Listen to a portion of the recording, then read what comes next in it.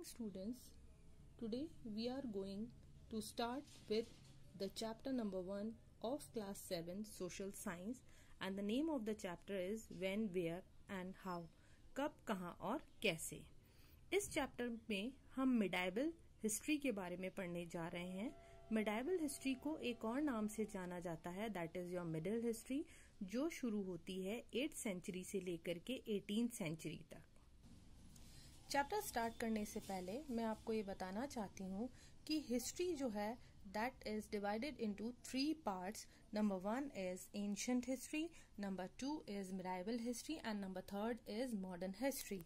Ancient history जो है आपकी शुरू होती है प्री हिस्टोरिक टाइम से लेकर के 8th सेंचुरी तक, और मिडाइवल हिस्ट्री का टाइम पीरियड है 8 to 18th सेंचुरी, और मॉडर्न हिस्ट्री का टाइम पीरियड है after 18th century till now. इस चैप्टर के अंदर हम पढ़ने जा रहे हैं मिडाइवल हिस्ट्री के बारे में, जो कि शुरू हो रही है 8th सेंचुरी से लेकर के 18th सेंचुरी तक. Division of medieval history are as follows. Number 1, first period. First period of medieval history is also known as early medieval period, और इसका टाइम पीरियड है that is from 8th century to 12th century, और इसके अंदर हम पढ़ेंगे चोलास, पालास, राष्ट्रकूटास और राजपूत के बारे में. इसी तरीके से सेकेंड पीरियड जो है उसको बोला जाता है और एक नाम से जाना जाता है, that is your late medieval period, और इसका टाइम पीरियड है that is from 13th century to 18th century, और इसके अंदर हम पढ़ते हैं Turks, Afghans and Mughals. Our next topic is how India got its name. Look at the map of Asia in your atlas. The region of Indian subcontinent extends from Afghanistan to Myanmar and is generally shielded by mountains from the northern side, or the south are the Bay of Bengal and Arabian Sea. This secluded landmass is known as Indian subcontinent. Indian subcontinent किसे कहा गया? Indian subcontinent के लिए ये definition दी गई है कि जिसके नॉर्थ में अफगानिस्तान से लेकर के म्यांमार तक का पार्ट, और साउथ में बे ऑफ बंगाल से लेकर के अरेबियन सी का एरिया कवर्ड है, उसे हम कहेंगे इंडियन सबकॉन्टिनेंट.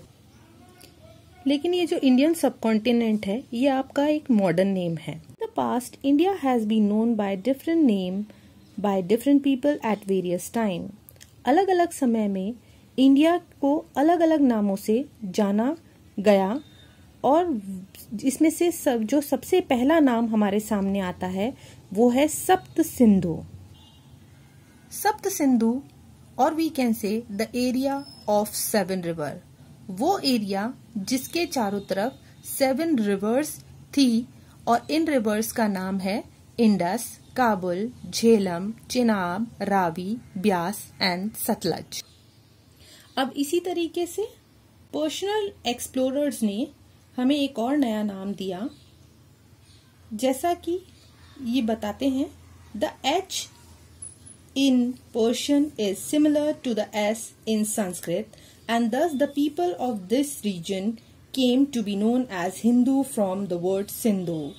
पर्शियन लैंग्वेज के अंदर जो लेटर H है वो काफी ज्यादा सिमिलर है किस लेटर S के, जिसे हम संस्कृत में यूज करते हैं. इसी वजह से सिंधु से हिंदू का नाम पड़ा. Next point,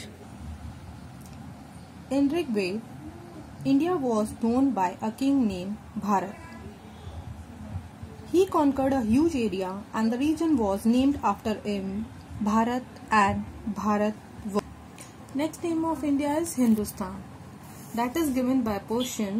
In Persian language, stan similar to the Sanskrit word sthan, which means place.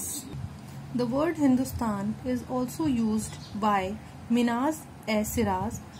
He was a historian. Minaz-e-Siraz described Hindustan, that land part which is situated between Ganga and Yamuna.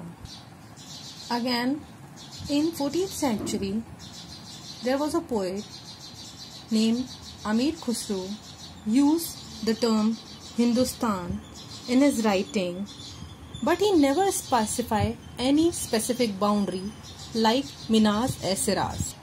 In 16th century, Babur, a king, used the word Hindustan to describe the geography based on fauna and culture and the culture of that subcontinent, which is known as Indian subcontinent, which we have discussed previously.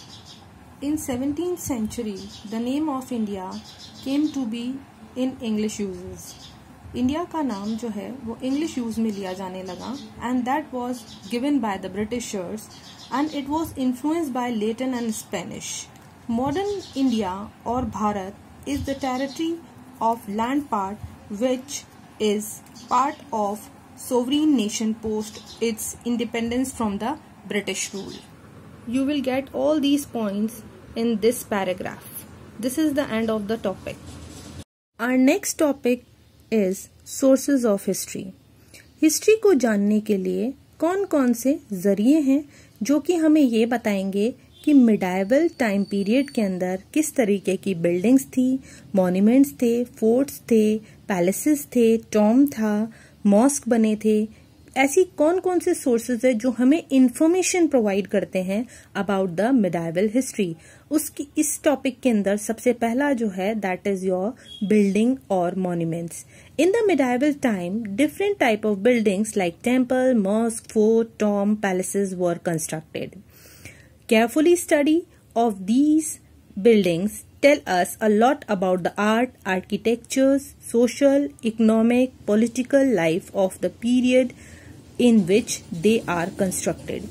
अलग अलग time period के अंदर बनने वाले temple, mosque, fort हमें ये information देते हैं कि इनकी बनने के पीछे किस तरीके के art, architecture, social, economic and political life का रोल रहा. Number 1 is important forts and palaces. Forts means किले, palaces means Mahal. Red Fort. Red Fort is situated in Delhi. Agra Fort. Agra Fort is situated in Agra. Gwalior Fort. Gwalior Fort is situated in Gwalior. Palace of Jaipur, that is in Jaipur. Jaisalmer, Jaisalmer. And Golconda Fort, that is situated in Hyderabad. Modu Fort in Madhya Pradesh. Next source of medieval history is important mosque. Mosque के अंदर हम लेते हैं सबसे पहले जामा मस्जिद जो कि दिल्ली के अंदर है. मोती मस्जिद ये भी दिल्ली में ही सिचुएटेड है. Next source is temples.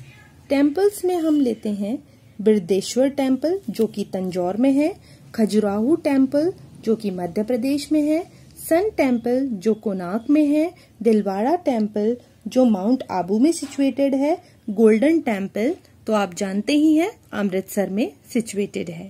Source of medieval history is Tom. Tom को हम हिंदी में मकबरे बोलते हैं. Humayun Tom is situated in new Delhi. Taj Mahal, that is in Agra. Safdarjung in New Delhi. In other monument, we include Qutub Minar, that is in New Delhi. Char Minar in Hyderabad. Victory Tower in Chittorgarh. Next source of medieval history is coin. Coin were issued by various rulers which depicts date and time. Coins अलग अलग समय पे अलग अलग rulers ने issue किए थे और उनके ऊपर आपको दो चीजें मिलती है जो उसके समय के बारे में बताती है और डेट के बारे में बताती है कि वो कब इशू किए गए थे. Next topic of this chapter is biographies and autobiographies. Biographies and autobiographies give an account of rulers' life, social and economic and political life during his period. Autobiographies और बायोग्राफीज जो है वो राजा अपने बारे में या अपनी पॉलिटिकल लाइफ, उनकी सोशल लाइफ, उनकी इकोनॉमिक लाइफ को बताने के लिए लिखवाया करते थे.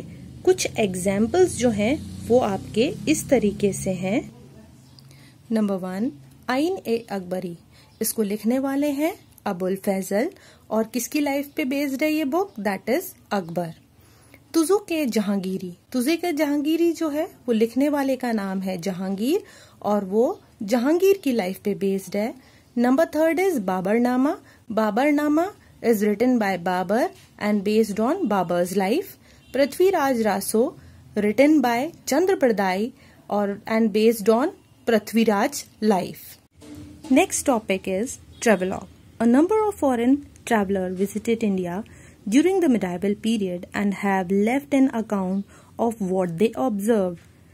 इस टॉपिक के अंदर हम पढ़ेंगे फॉरेन ट्रैवलर्स के बारे में जो इंडिया आए मिडाइवल पीरियड के अंदर और उन्होंने अपने राइटिंग्स के अंदर, अपने बुक्स के अंदर मेंशन किया इंडिया को कि इंडिया किस तरीके का है, कहाँ है। ये सारी बातें उन्होंने बताई कि पॉलिटिकल लाइफ कैसी है, कल्चरल लाइफ कैसी है, वहाँ पे लोग किस तरीके के फेस्टिवल्स मनाते हैं, कैसे कपड़े पहनते हैं। कुछ एग्जाम्पल्स जो हैं वो इस तरीके से हैं। Number 1 example is Ibn Battuta about Muhammad bin Tughlaq. Ibn Battuta ने मोहम्मद बिन तुगलक के बारे में बताया। Number 2 is Marco Polo. उन्होंने साउथ इंडिया के बारे में बताया। Al Biruni about Balban life and Abdul Razzaq about Vijayanagar kingdom. Next topic is painting and art facts. Painting, artifacts and description of music, culture aspect tell us about the culture of medieval time. Painting और आर्टफैक्ट्स के through हम medieval time के बारे में ये जान सकते हैं कि उस टाइम पीरियड के अंदर किस तरीके की पेंटिंग्स, आर्टफैक्ट्स और म्यूजिक कल्चर का यूज किया जाता था। The next topic of this chapter is problem faced by the historian. There were several problems faced by the historian to explain about the history of the medieval period. These problems are as follows. Number 1 is no printing machine. There were no printing machine available to print the facts in the form of book. Number 2 is there were no common language in which facts are written. They have variation in the regional languages. Language will differ from one region to another region. Number 3 is material used. They use several materials to inscription in the form of stones, metals, parchment, barks and paper that will be destroyed with time. Next point is facts were eroded in quality and faded in color. As and when time passes, their quality and their color were faded. And the last point is variation in the version. Variation in the version means in copying the fact, in reprinting the fact, variation differs from time and from one person to another person. This is the end of the chapter. This is the last topic of the chapter.